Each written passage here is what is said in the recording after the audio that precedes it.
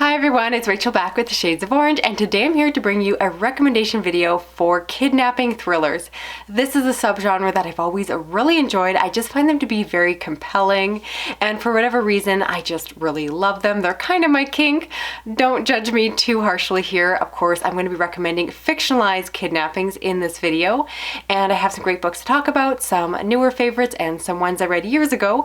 Hopefully you find something to add to your own TBR, and let's get started. Let's start with The Collector by John Fowles, because this is considered to be a bit of a classic of the thriller genre because it popularized a lot of the thriller tropes that we see often today. So in the story, it's told from the perspective of the bad guy. So we follow a man who collects butterflies, and one day he sees a beautiful young girl and decides to collect her as well.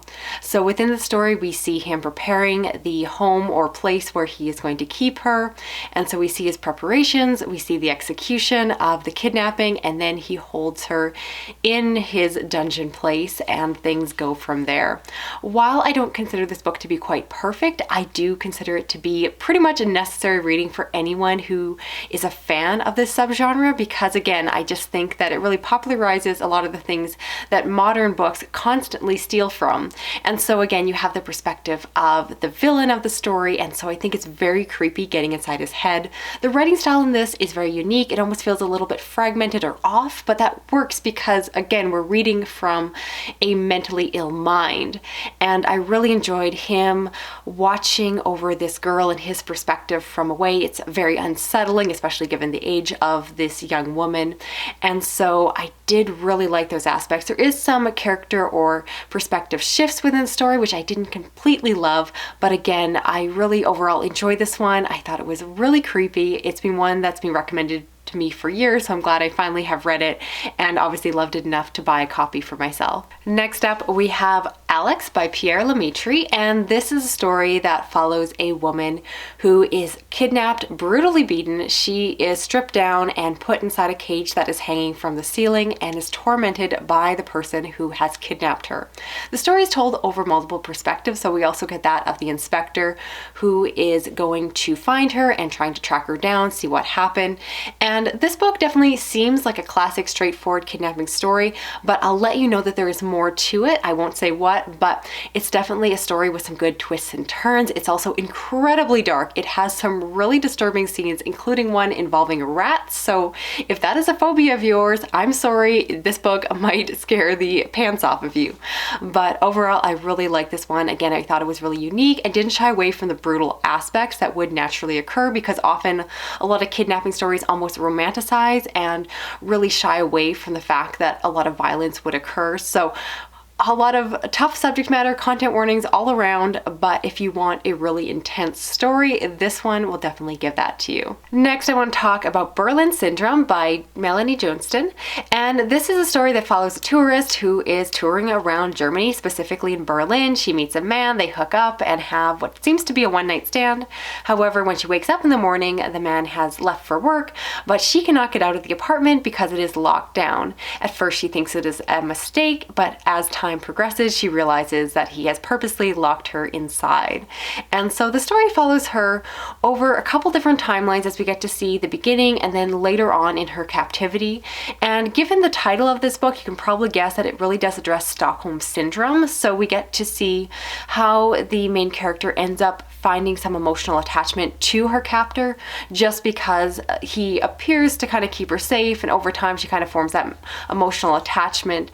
And so I thought those aspects of the story were interesting. It is adapted into a movie, which I personally think is a little bit better just because it's a little bit scarier, or at least more to my taste, because in this book I will say that the villain of the story, while obviously he is a horrible person for locking her away, he's written in a way to almost be sympathetic to the reader. I think this is done on purpose to try to give some Stockholm Syndrome to the reader as they're going through the story, but to me he was just a little too harmless, a little too naive, and I just wanted him to be a little bit more fierce, more of a predator like he is in the movie. So overall, I'd say I recommend the book cautiously. I really recommend the movie, again, if you're a fan of the thriller kidnapping genre and are looking for a new movie, that is definitely one I would recommend. And I don't even watch that many movies, but that one is fantastic. Next, I want to talk about Stolen by Lucy Christopher, and this is actually a young adult thriller. I mostly try to read adult thrillers these days, but because I find it so hard to find kidnapping stories that really work for me, I sometimes do dabble into the young adult area. And so in this one, we follow a teenage girl who is going off on a flight with her parents. This man sneaks her away, knocks her unconscious, and shuttles her off to his remote home in the Australian outback. The story is primarily told through diary entries, and so we really have her reflecting back. Like in the last book I mentioned, this one also deals with Stockholm Syndrome because she starts to become attached to her captor over time. And because it is young adult, I will let you know that this one doesn't have a lot of content warnings. Nothing terrible really happens. I mean, terrible things do happen, don't get me wrong. It's not good to be kidnapped, but he really does not invoke any unnecessary violence, or there's no sexual assault, things like that. So it's a much tamer story. And instead, you really have this woman who is just simply held against her will, but she's kind of stuck in the situation and trying to adapt and almost have a bit of a normal life while she's there. Personally, I like this one, but of course, unsurprisingly, I would prefer a more adult version of it. But again, I knew I was getting a YA story, and so I kind of got the story I was expecting. Speaking of young adult thrillers, I have another one, and that is Pretty Girl 13 by Liz Cooley. And this follows a girl who at 13 disappeared and shows up 3 years later as a 16-year-old. She has no memory of where she has been, and it just has seemed to blocked it out. In her mind, she is still 13 and really is developmentally delayed in a lot of ways. And so I will say that the protagonist of the story does read younger in this one. But at the same time, I think that this story is a really interesting exploration of what I believe is like dissociative mental illness, like where you're struggling with like blocking out certain parts of your life in order to better cope. And so at the end of the story, the author has an afterword where she discusses her own research into the different disorders that she attempts to explore within the book. So I appreciate that she took some time to attempt to do this in a more accurate way.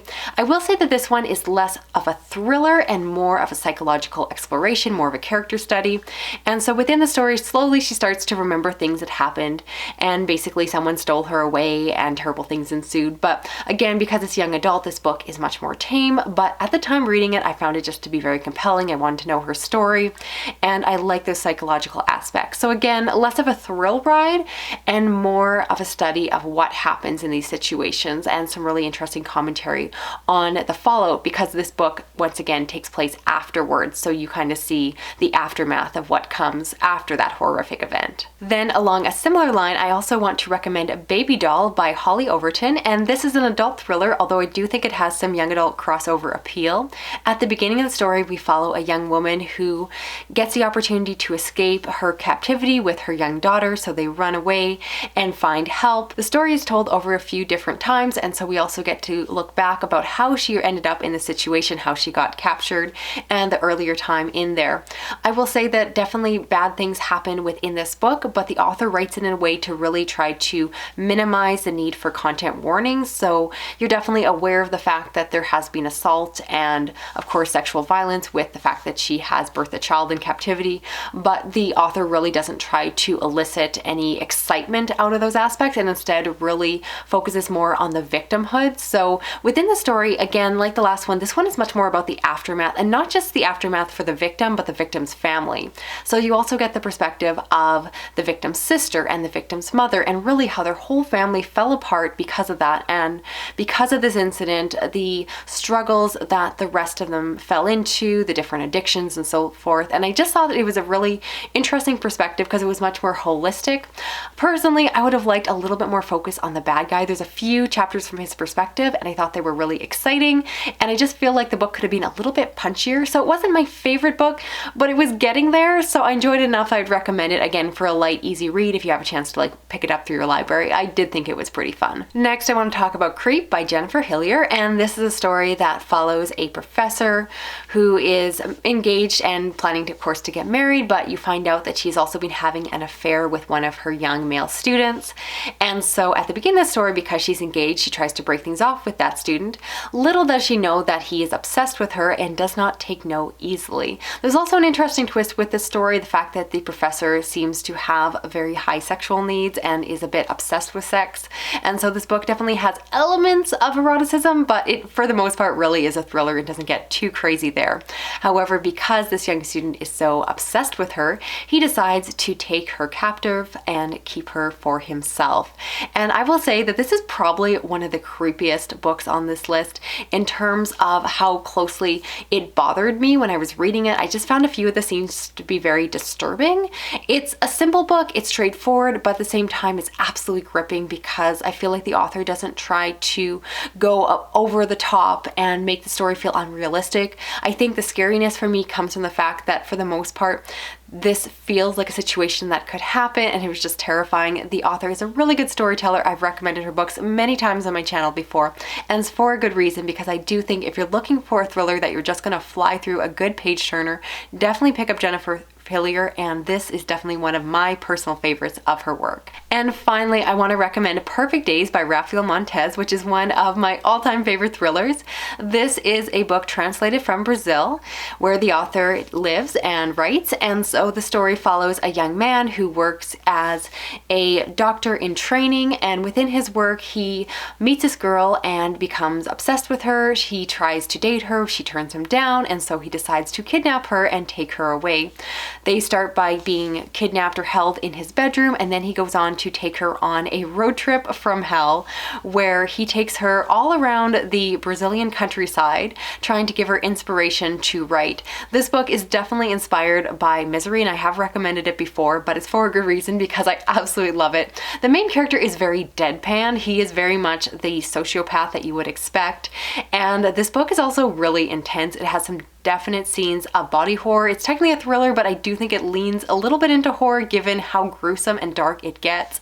It's just really disturbing and really grim. That's probably the best way to describe it. So if you're looking for a kidnapping story that is going to go there, disturb you, and not hold back, this is definitely my recommendation. Don't be tricked by the cute pink cover on the hardback edition, because this book is absolutely fierce and definitely a dark, dark book. So that is it for this video here. I'd love to know, of the books I talked about, which ones are you planning on checking out for yourself? And please, please help me out and recommend me your favorite adult or young adult kidnapping stories, because I am obsessed with this weird subgenre. I constantly read them and I'm always looking for more. So please leave all your recommendations down below. I would love to do a part 2 if I have enough books to come back in a few months with some more recommendations. So let me know if you're interested there. If you're new to my channel, please consider subscribing. I do read a lot of thrillers, horror, science fiction, and fantasy. You can help me out by sharing this video around online with your other kidnapping obsessed friends.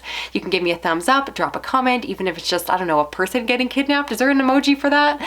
And if you hit that little notification bell, you'll never miss a video from me. Thanks so much for watching. I'll talk to you again soon. Okay, bye-bye.